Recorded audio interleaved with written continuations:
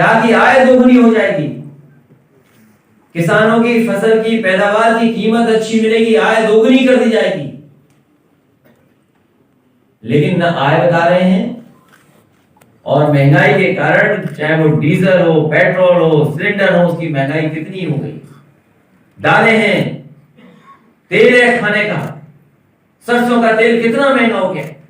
और सरकार से जब पूछा गया कि सरसों का तेल आखिरकार महंगा क्यों हो गया, तो सरकार कहती है कि इसमें हमने मिलावट नहीं की है, इसलिए सरसों का तेल महंगा हो गया। फिर मैं अपने समाजवादी साथियों को बधाई देता हूं और खासकर बिलाल सहारनपुरी शायर और लेखक हैं, गाना लिखा, इसके लिए इनको बहुत बहुत बधाई। अगले शब्द प्रधानमंत्री जी ने कहे, तो प्रधानमंत्री जी को होम डिपार्टमेंट का, और अगर होम डिपार्टमेंट का डेटा नहीं मंगा सकते तो कम से कम डायल 100 का डेटा मंगाना चाहिए और उन्हें देखना चाहिए कि आखिरकार उत्तर प्रदेश में अपराध कौन बढ़ा रहा है, और कम से कम मुख्यमंत्री जी को निर्देश देकर के जाएं कि टॉप 10 माफिया उत्तर प्रदेश के कौन हैं,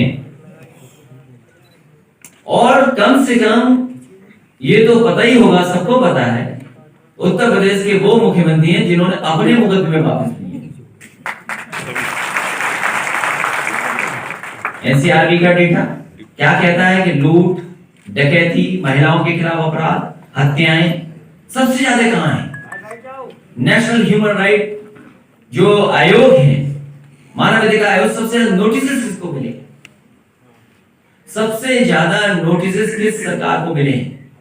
मैंने कल भी कहा था, पिछले दिनों भी कहा कि भारतीय जनता पार्टी को यूनिवर्सिटी बनाने तो अच्छी बात है, यूनिवर्सिटी बननी चाहिए, लेकिन झूठ बोलने का प्रशिक्षण केंद्र सबसे अच्छा भारतीय जनता पार्टी चलाती है।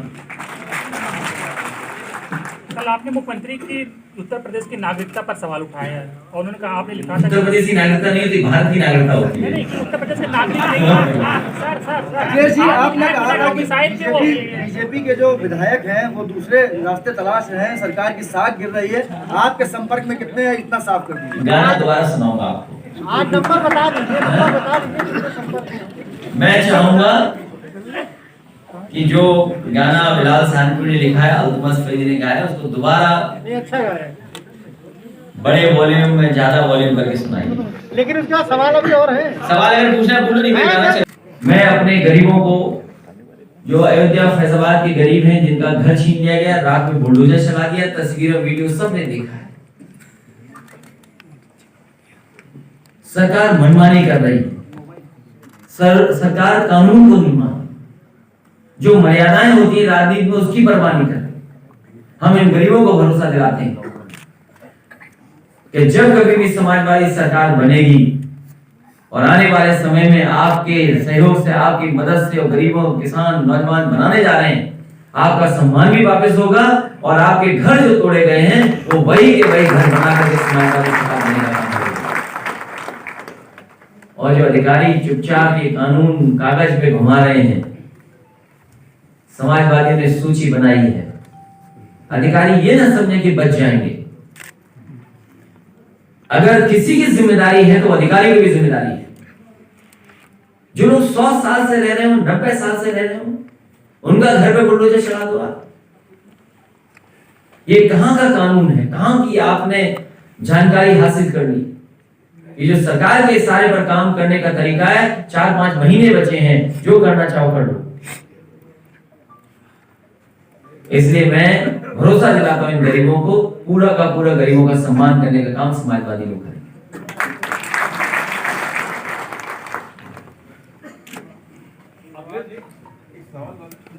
मैं अंकुर हूं और मेरा सवाल ये आपसे है कि आपने तमाम लोगों को जोड़ा है, आपने चाचा को कब जोड़ा है? आप कब मिलके आए थे? इसलिए कुछ जानते ही नहीं। अखिलेश जी, कल मुख्यमंत्री योगी आदित्यनाथ ने भारतीय जनता पार्टी में कहा था एक सम्मेलन में कि आपकी सरकार में विजन नहीं था। गोरखपुर और आसपास में इंसेफ्लाइटिस से तमाम बच्चों की मौतें होती थी, अब वो 0 हो गई हैं। मैं मुख्यमंत्री जी से कहूंगा अपनी आईसाइट चेक कराएं। अरे यार, उत्तर प्रदेश की जनता ने मन बनाया है कि बदलाव आएगा और समाजवादी सरकार दोबारा बनने जा रही है उत्तर प्रदेश में।